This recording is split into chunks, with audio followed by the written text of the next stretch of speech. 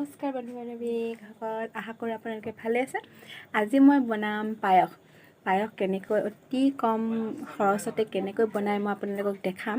আপোনালোকে ভিডিঅ'টো লাষ্টলৈকে চাই থাকিব। জহা চাউল এপোৱা, এয়া হৈছে জহা চাউল এপোৱা। তাৰপিছত এইখিনি হৈছে নাৰিকল চুৰুকা। তাৰপিছত এইখিনি হৈছে গাখীৰ 3 লিটাৰ দেই, গৰু গাখীৰ দেই, কিনা গাখীৰ নহয়। মই গৰু গাখীৰ দিয়ে বনাইছোঁ। গৰু গাখীৰ দি বনালে মানে খাবলৈ টেষ্টি লাগে। তাৰপাছত আপোনালোকক মই দেখাই যাওঁ, আপোনালোকে চাই থাকিব।